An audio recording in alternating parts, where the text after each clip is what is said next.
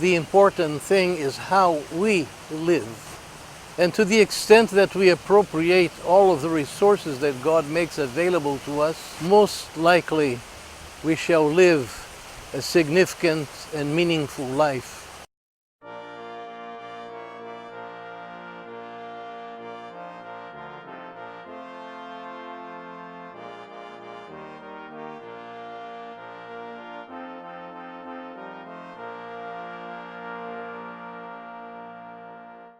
Hello, dear friends. I'm reminded today of an interesting definition given by John Pollard, who defined genealogy as tracing yourself back to people better than yourself. Well, this may be true on many situations, but obviously it is not always true. How many people are surprised in the middle of their life to know that they had some ancestor who was a horse thief, or who had spent time in jail, or who was guilty of many bad things. But what really matters is the individual, not those who came behind, even those that might move ahead of them and live after them. That is the story that I have for you today of a socialite, a lady that had grown much financially and socially and in many other ways. She was well known and respected in her community, and towards the end of her life, she decided to have her biography written. She contracted, of course, a professional writer to whom she gave all of the details, all of the necessary information, while she continued doing her research to provide that information to him.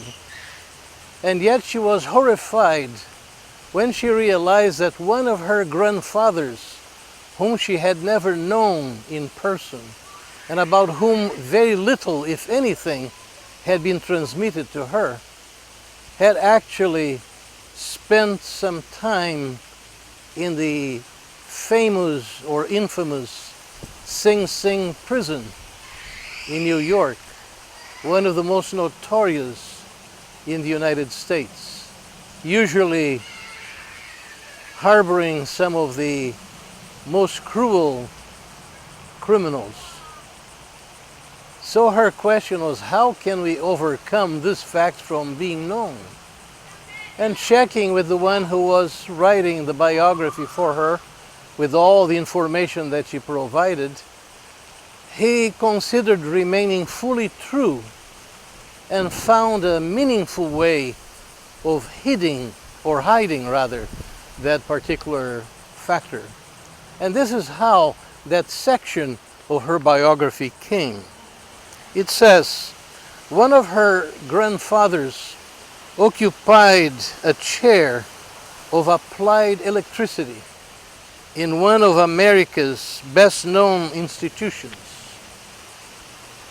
He was very much attached to his position and literally died in the harness. And that was the way that her biography was published. There was nothing untrue about that, and she was somewhat safeguarded by the shame of having one of her close ancestors having perished in that horrible place.